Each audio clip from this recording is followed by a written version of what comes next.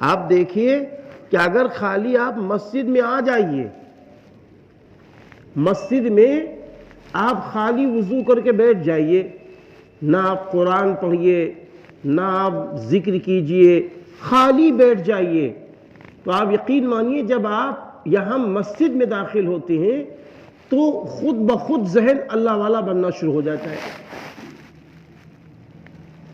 دل خود بخود کہنے لگتا ہے کہ اب آپ اللہ کے گھر میں آ گئے ہیں، سچی باتیں کرو، اللہ کے گھر میں آ گئے ہیں، اچھی باتیں کرو، اللہ کے گھر میں آ گئے ہیں، چیخ کے نہ بولو، خود ہی ذہن بننا شروع ہو جاتا ہے۔ اسی لیے اللہ والوں نے ہمیشہ اس پر عمل کیا ہے کہ وہ مسجد میں بہت پہلے سے داخل ہو گئے۔ ہمارا تو یہ حال ہونا چاہیے کہ 5 وقت کی نماز کے لیے ہمیں بہت پہلے اپنا وقت نکالنا چاہیے۔ اذان ہمیں معلوم ہے کہ کس وقت اذان ہوتی ہے، اذان سے چند منٹ پہلے ہم مسجد میں داخل ہو جائیں،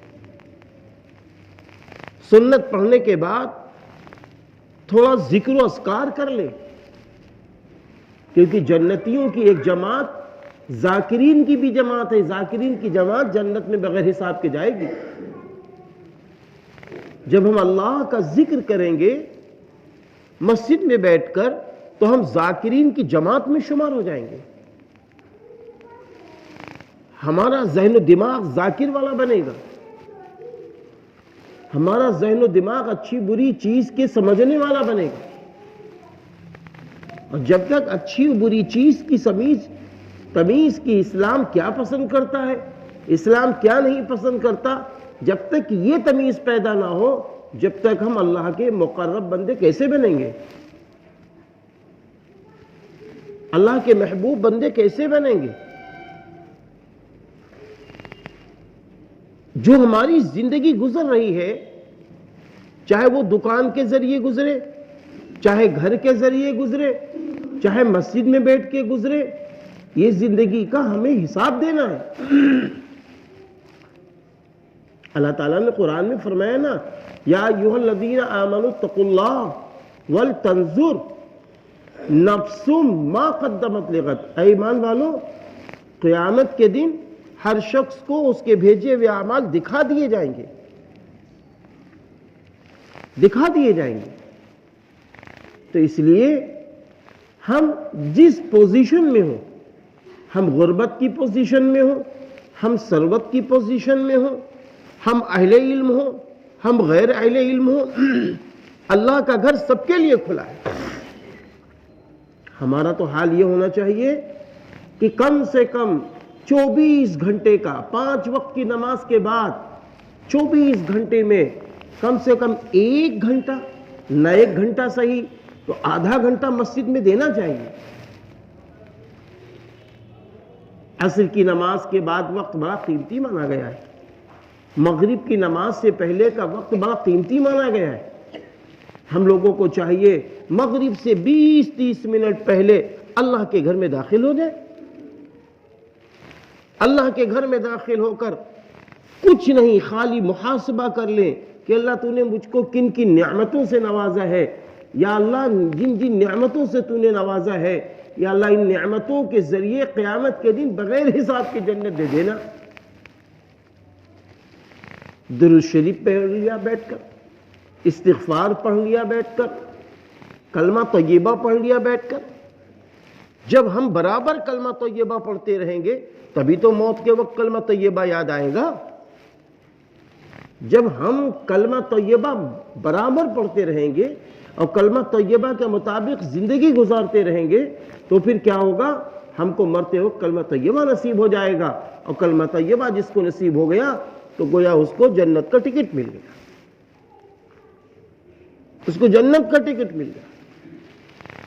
تو اس لیے ہمارا تعلق اللہ سے کیسے جڑ جائے، ہر شخص کو یہ جوڑنا چاہیے، کیونکہ جب تک ہمارا تعلق اللہ سے نہیں جڑے گا، جب تک ہماری صحیح طاقت سامنے نہیں آئے گی۔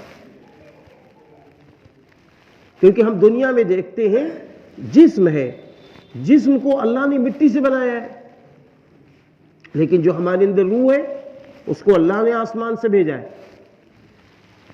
روح اللہ نے بھیجا ہے آسمان سے. اب جسم موٹا کب ہوگا؟ اس کو اچھا کھانا مل جائے، اس کو راحت و سکون مل جائے، اس کو طاقت کی چیزیں مل جائے، یہ جسم موٹا ہو جائے گا، طاقتور ہو جائے گا.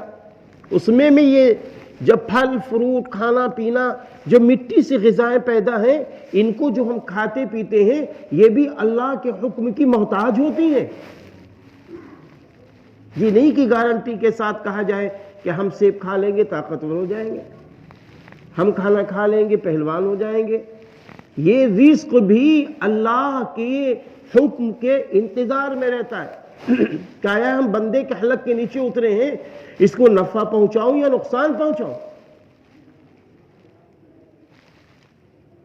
نفع پہنچاؤں یا نقصان پہنچاؤں؟ ایسے ہی مال ہے، یہ مال اللہ کے حکم کے انتظار میں ہوتا ہے کہ اس مال کے ذریعے اس کو عزت دوں یا اس کا سکون چھین لوں. ایسے ہی گھر ہے.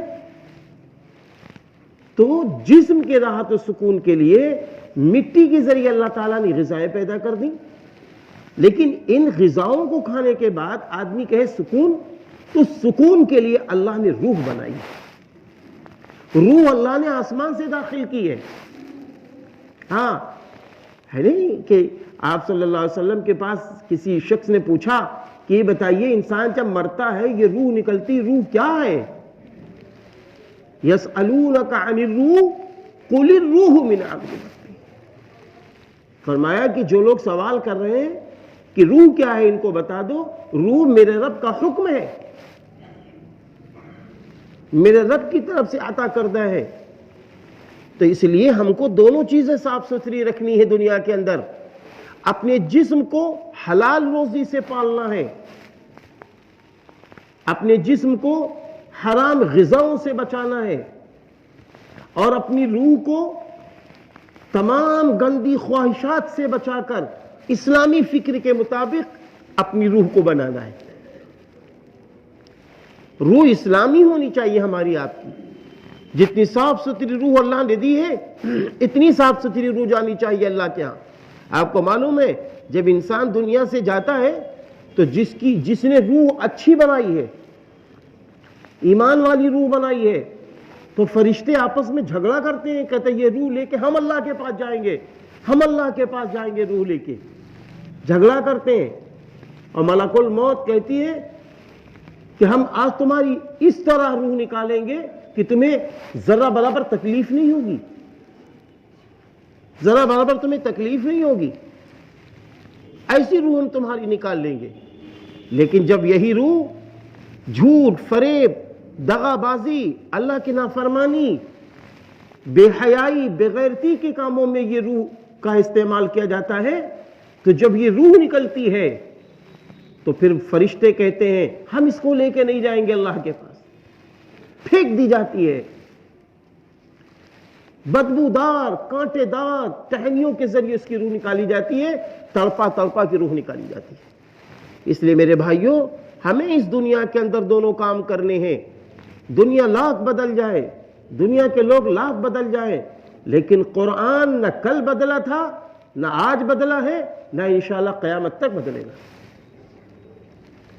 شریعت مطہرہ جو کل تھی وہی آج ہے. بس فرق اتنا ہے کہ ہم نے قرآن کو نہ تلاوت کی نہ اس کو سمجھ کے پڑھا. اگر آج ہم خالی 10 آیتیں قرآن پاک کی 10 آیتیں قرآن پاک کی ترجمے کے ساتھ پڑھ لیتے تو بہت کچھ مل جاتا. ہماری روح کو ایسا سکون ملتا جس کی کوئی حد نہیں ہے. اس لیے آئیے ہم سب ایک فیصلہ لیں، ہم سب ایک عہد لیں کہ روزی یہ تو کمانا ہے، کمائی کے پیچھے اتنا نہ بھاگا جائے کہ اپنی آخرت بھول جائیں. دنیا کے پیچھے اتنا نہ بھاگا جائے کہ اپنی آخرت بھول جائے. دنیا کی شان و شوکت کے پیچھے اتنا نہ بھاگا جائے کہ اپنی آخرت بھول جائے، کیونکہ آخرت لامحدود ہے. اس لیے آخرت کو بنانے کے لیے ہم کو آپ کو 3 کام کرنے ہوں گے. اللہ والوں نے بتایا پہلا کام یہ ہے جس میں کوئی ایسی چیز نہ داخل کی جائے جو خلاف شرع ہو، یعنی اللہ کی نافرمانی یا حرام والی ہو. دوسرا کام یہ ہے اپنی روح کو پاک و سکون رکھنے کے لیے قرآن کی تلاوتیں کی جائیں, نمازوں کی پابندی, جماعت سے 15 منٹ پہلے کم سے کم مسجد میں داخل ہوا جائے, اپنی دکان, اپنے مکان, اپنے کاروبار کو چھوڑا جائے اور مسجد میں 15 منٹ پہلے داخل ہونے کے بعد ذکر و اذکار کیا جائے, دعا و مناجات کی جائے, اور پھر اس کے بعد کم سے کم 10 آیت قرآن پاک کی ترجمے کے ساتھ پڑھا جائے, اور رو رو کے اللہ سے دعاؤں کا اہتمام ایک ٹائم بنا لیا جائے کہ ہم عشاء کے بعد 10 منٹ اللہ کے سامنے روئیں گے, مغرب سے پہلے 10 منٹ آ کر مسجد میں اللہ کے سامنے روئیں گے, گڑ گڑائیں گے, اپنے گناہوں کو یاد کریں گے, امت کے لیے, سارے انسانوں کے لیے دعا کریں گے. اگر اس طریقے کا ہم ماحول بنا لے جائیں گے تو ہماری آپ کی زندگی ایمانی زندگی گزر جائے گی, اسلامی زندگی گزر جائے گی. دنیا میں بھی انشاءاللہ لوگ ایمان کی روشنی میں ہمیں آپ کو یاد رکھیں گے, بعد مرنے کے انشاءاللہ جنت الفردوس نصیب ہو جائے گی. وآخر دعوانا ان الحمدللہ رب العالمین. بھائی سنت پڑھ.